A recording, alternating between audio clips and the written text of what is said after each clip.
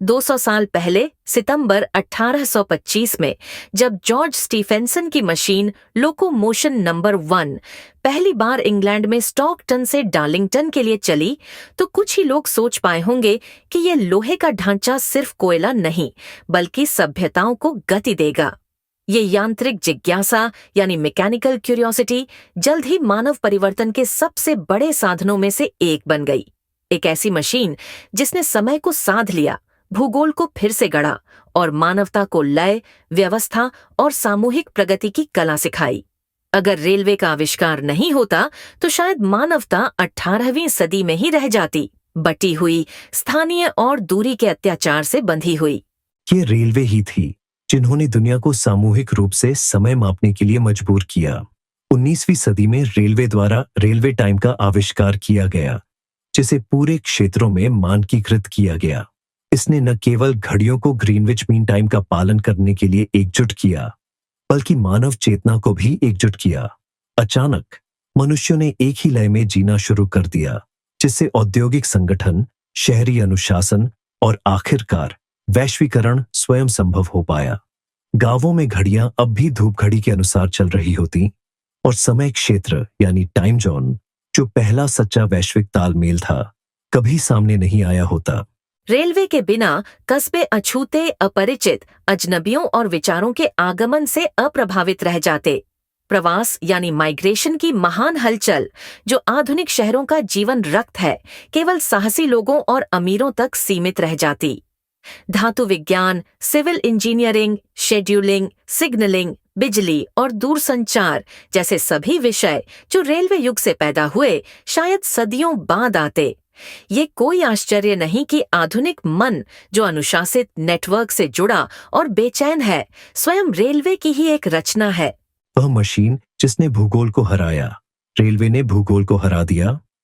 इसने समय और स्थान को संपीड़ित यानी कंप्रेस्ड किया, जिससे जो कभी दूर था वह पहुंच में आ गया और जो कभी पहुंच से बाहर था वह कल्पना के योग्य बन गया। इसके अभाव में दुनिया धीमी और छोटी, क्षेत्रीय नियति यानी रीजनल डेस्टिनीज वाला एक ग्रह बनी रहती। रेलवे के साथ मानवता ने नेटवर्क की कला, सिस्टम प्रबंधन की और तालमेल वाली दक्षता यानी कि सिंक्रोनाइज्ड एफिशिएंसी की कला सीखी।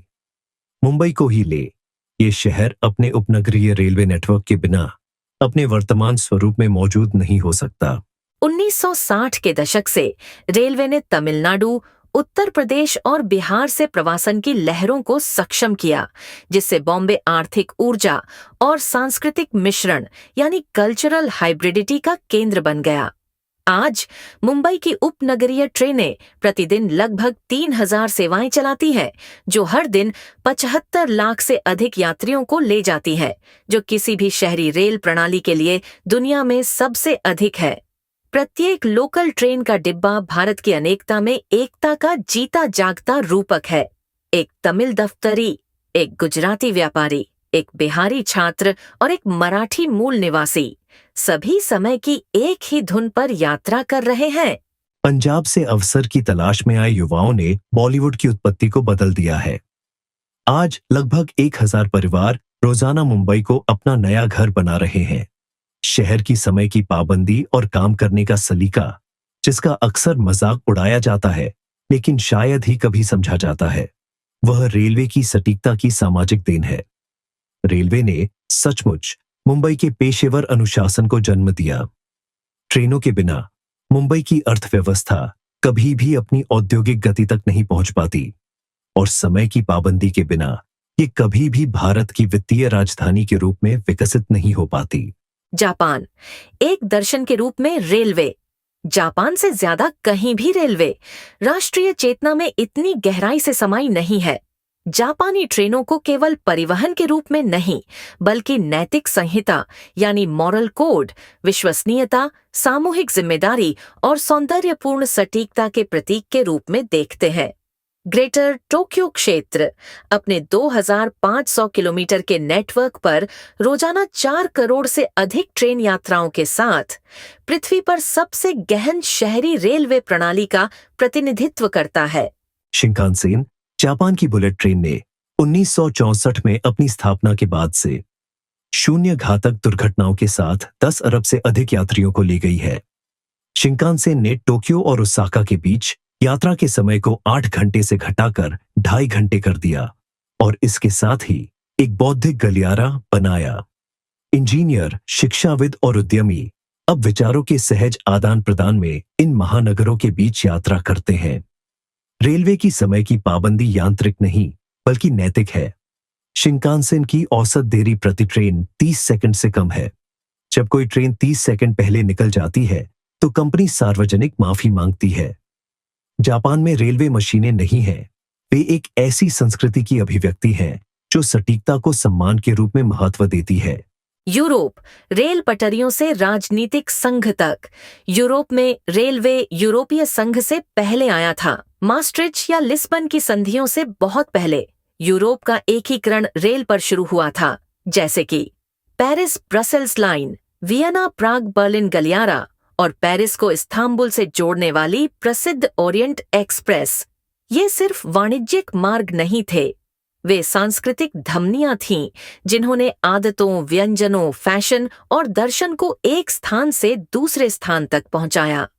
दूसरे विश्व युद्ध के विनाश के बाद यूरोप की रेलवे प्रणालियों का पुनर्निर्माण राजनीतिक और सामाजिक पुनर्संयोजन यानी रीइंटीग्रेशन की नींव बन गया। ट्रांस यूरोपीय रेल नेटवर्क ने थालीस, टीजीवी, आईसीई और यूरोस्टार जैसी हाई स्पीड लाइनों के साथ खंडित राष्ट्रों को आपस में जुड़ी हुई सोसाइटी में बदल दिया।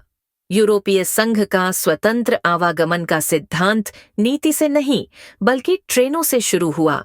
रेलवे इस अर्थ में आपसी निर्भरता का बुनियादी ढांचा बन गया। अमेरिका, माल ढुलाई गणराज्य।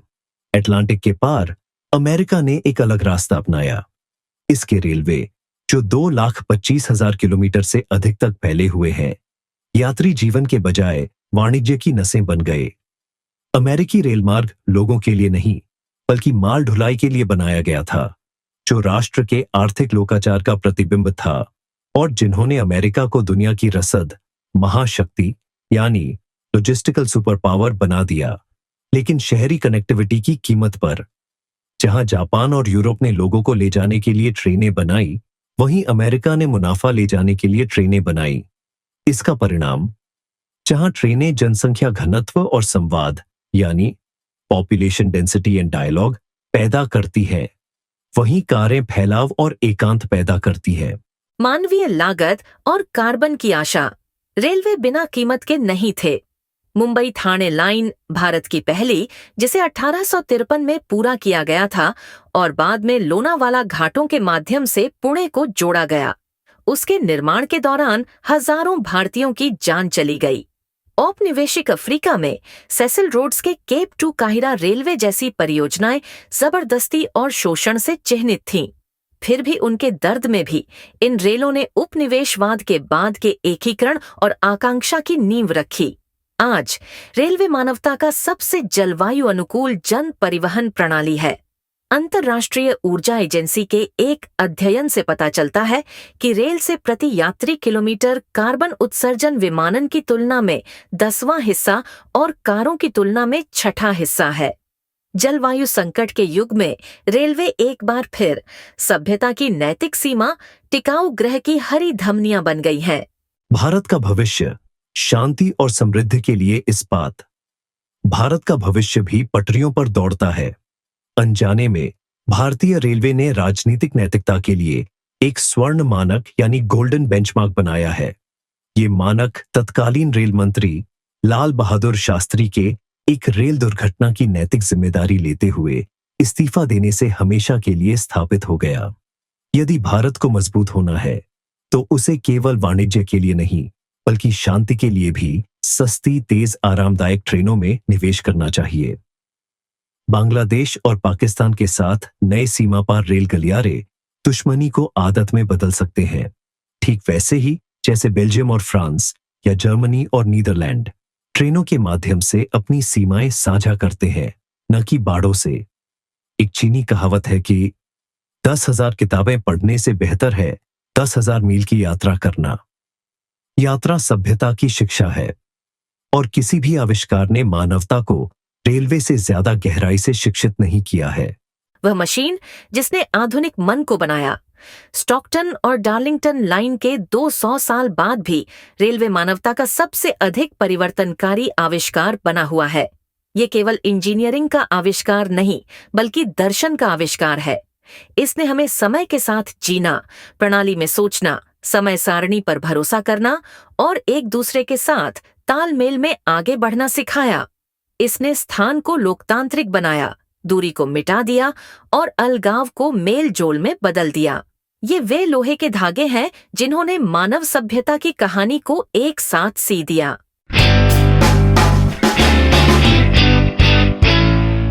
तो ये था एक्सपर्ट एक्स का एक और संस्करण। ऐसे अन्य विषयों के लिए हमसे आगे भी जुड़े रहिए। धन्यवाद।